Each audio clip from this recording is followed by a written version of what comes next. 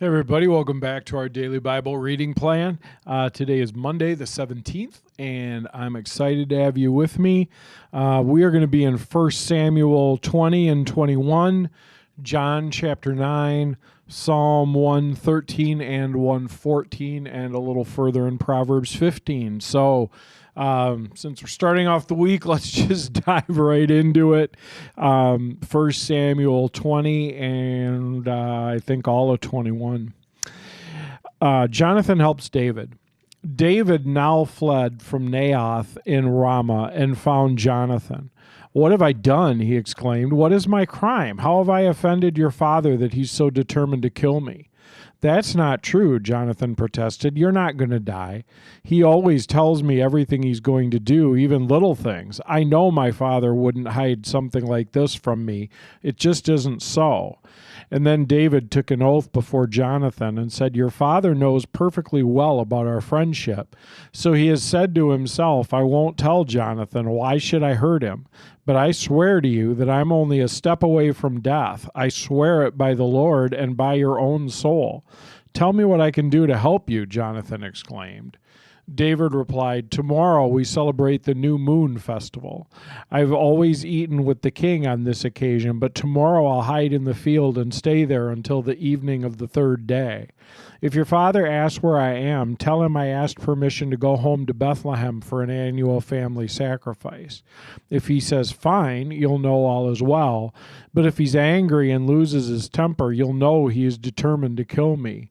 Show me this loyalty as my sworn friend, for we made a solemn pact before the Lord, or kill me yourself if I've sinned against your father, but please don't betray me to him." "Never," Jonathan exclaimed. "You know that if I had the slightest notion my father was planning to kill you, I would tell you at once." Then David said, "How will I know whether or not your father's angry?" "Come to the field with me," Jonathan replied, and they went out there together.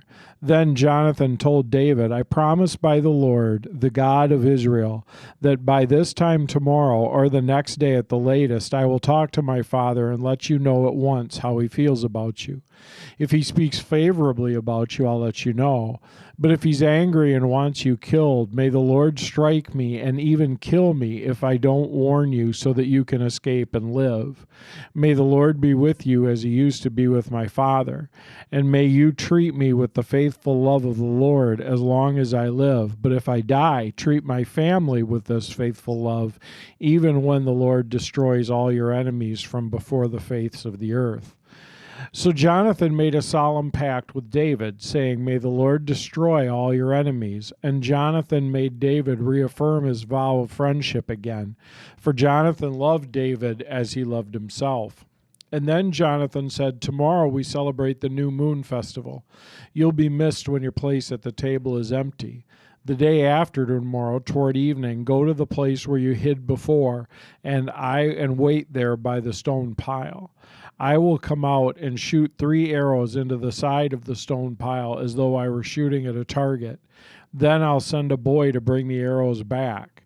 If you hear me tell him they're on this side, then you'll know as surely as the Lord lives that all is well and there's no trouble. But if I tell him go farther, the arrows are still ahead of you, then it will mean that you must leave immediately, for the Lord is sending you away. And may the Lord make us keep our promise to each other, for he has witnessed them." So David hid himself in the field, and when the new moon festival began, the king sat down to eat. He sat at his usual place against the wall, with Jonathan sitting opposite him and Abner beside him. But David's place was empty. Saul didn't say anything about it that day, for he said to himself, "Something must have made David ceremonially unclean." But when David's place was empty again the next day, Saul asked Jonathan, "Why hasn't the son of Jesse been here for the meal either yesterday or today?" And Jonathan replied, "David earnestly asked me if he could go to Bethlehem. He said, 'Please let me go, for we're having a family sacrifice.' My brother demanded that I be there, so please let me get away to see them." That's why he isn't here at the king's table." Saul boiled with rage at Jonathan. "You stupid son of a whore," he swore at him. "Do you think I don't know that you want him to be your king in my place, shaming yourself and your mother? As long as the son of Jesse is alive, you'll never be king. Now go and get him so I can kill him."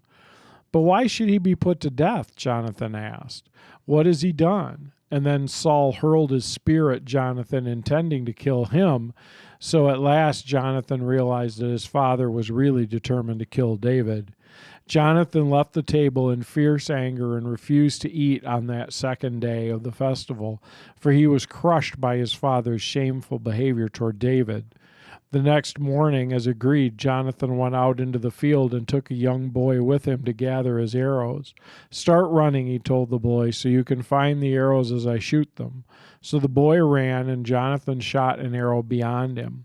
When the boy had almost reached the arrow, Jonathan said, "The arrow's still ahead of you. Hurry, hurry, don't wait." So the boy quickly gathered up the arrows and ran back to his master. He, of course, suspected nothing. Only Jonathan and David understood the signal. Then Jonathan gave his bow and arrows to the boy and told him to take them back to town. As soon as the boy was gone, David came out from where he had been hiding near the stone pile. And then David bowed 3 times to Jonathan with his face to the ground. Both of them were in tears as they embraced each other and said goodbye, especially David. At last Jonathan said to David, "Go in peace, for we have sworn loyalty to each other in the Lord's name. The Lord is the witness of a bond between us and our children forever." And then David left, and Jonathan returned to the town. David went to the town of Nob to see Ahimelech the priest. Ahimelech trembled when he saw him. "Why are you alone? Why is no one with you?" "The king has sent me on a private matter," David told him. "He told me not to tell anyone why I am here. I have told my men where to meet me later. Now, what is there to eat? Give me 5 loaves of bread or anything else you have." "We don't have any regular bread," the priest replied, "but here's the holy bread which you can have if your young men have not slept with any women recently." "Don't worry," David replied. "I never allow my men to be with women when we're on a campaign. And since they stay clean even on ordinary trips, how much more on this one?" Since there was no other food available, the priest gave him the holy bread, the bread of the presence that was placed before the Lord in the tabernacle. It had just been replaced that day with fresh bread. Now Doeg the Edomite, Saul's chief herdsman, was there that day, having been detained before the Lord.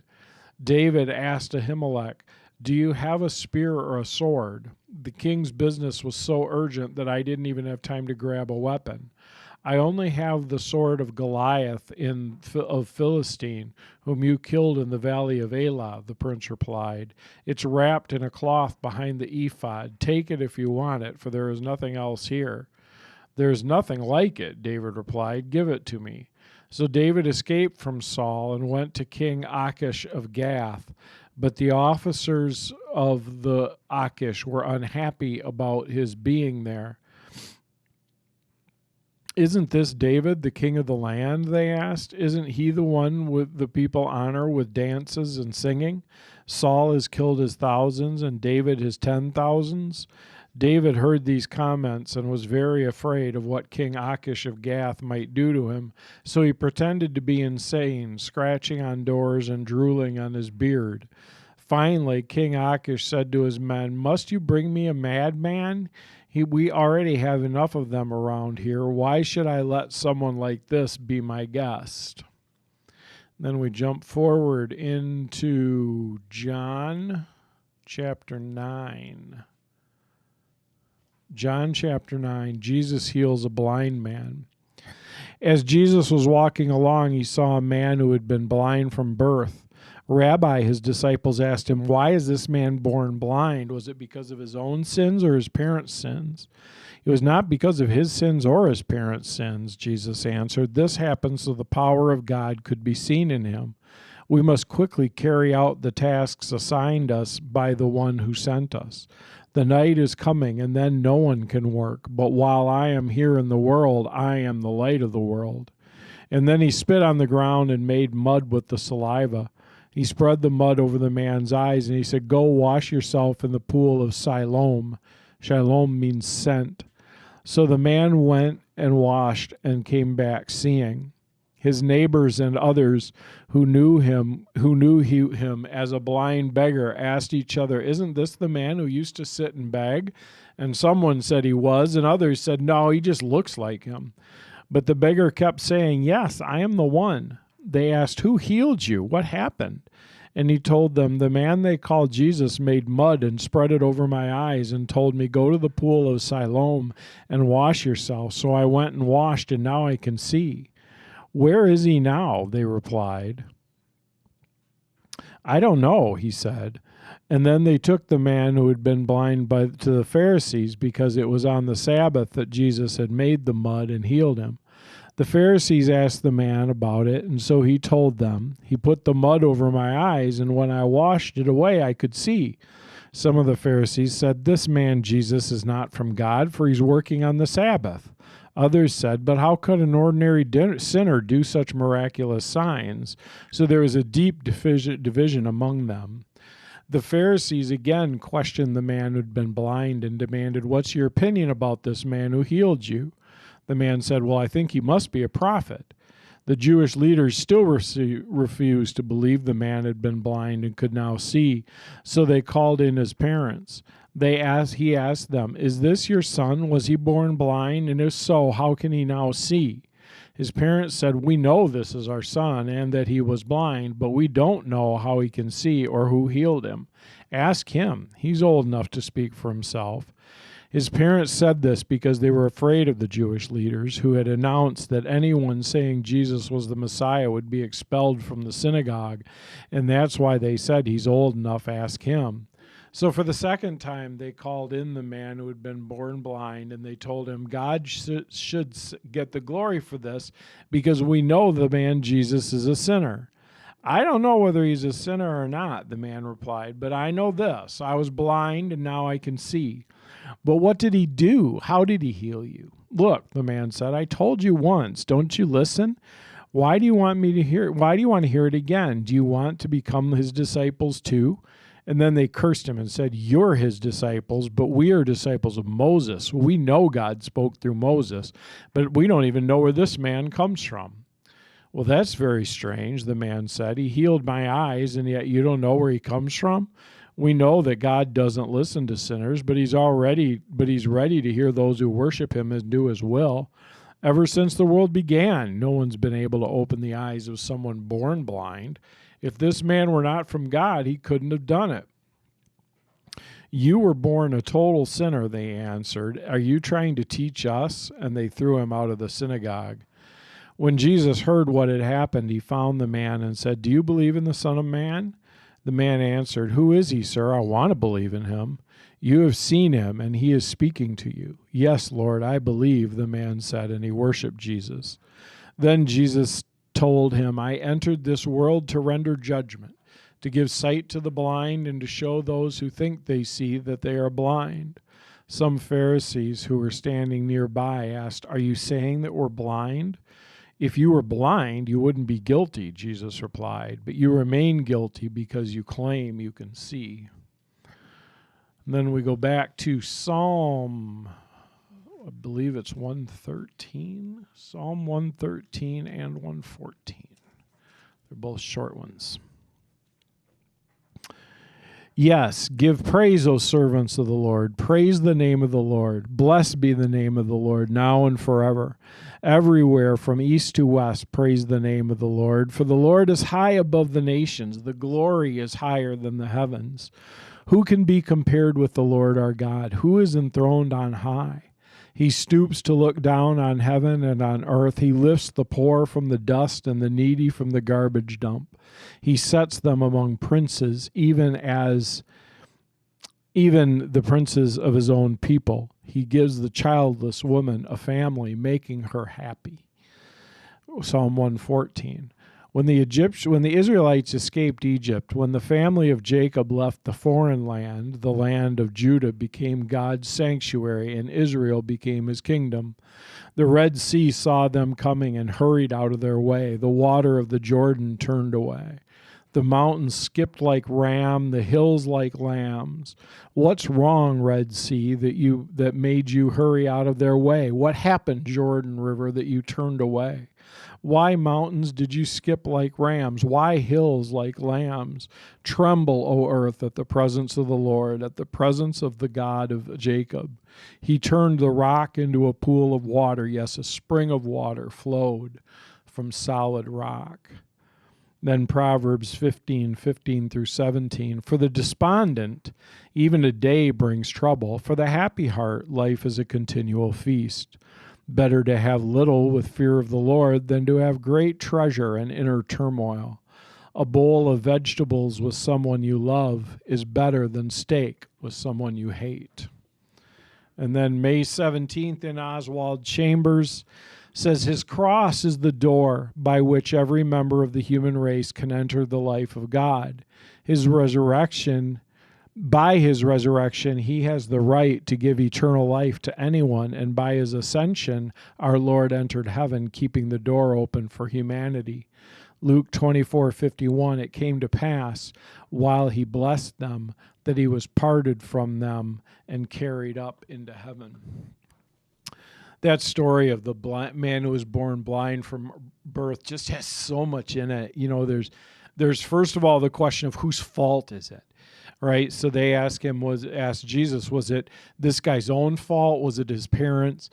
Because he's born blind from birth, they thought, well, there must be some reason. Somebody blew it for this to happen. And Jesus says, no, that's not how this stuff works. And Jesus says he was born this way so that God could be glorified in him. And there are consequences of sin, but there are kind of direct consequences and indirect consequences. Direct consequences are things that flow right from our sin. But then sometimes the illnesses we suffer, sometimes the setbacks, are just part of life in a fallen world. And they're sort of an indirect consequence of the larger fallen world that we live in. But one of the things that I think is so encouraging about this guy is all he has to tell is what he knows. They want to have a huge theological debate about Jesus. Is he a prophet? Is he the Messiah? Is he sinless? And this guy says, look, I don't know. I don't know the answer to those complex kind of theological questions. All I know is I was blind and now I see. And we all have a story like that that's not about the theology of it. It isn't about understanding all the ins and outs or the big words or that stuff, but it's just about being willing to tell our story of what God has done for us, and even being willing to say, you know what, I don't know. They asked him, was Jesus sinless? He said, I don't know. And he was okay with that. He was okay saying, I don't know.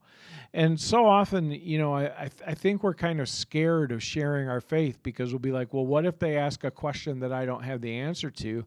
And the biblical answer to that is it's okay. Just say, I don't know, but here's what I do know, and tell your story. So it's really kind of an encouraging little thing, I think, where he shows us that all we have to do is be ready to tell our story. So let's take our pen, let's cross off Monday the 17th, and let's pray. Father, thank you for the start of another week. Thank you, Lord, that you're here with us and you're going to be with us through this whole week. And Lord, whatever comes, I pray that you'll help us to hear you, to follow you. And Lord, help us to be very willing to share our stories, even though we don't have the answers to every question. In Jesus' name. Amen. All right. Have a great week. Well, I guess I'll see you again tomorrow. So have a great day.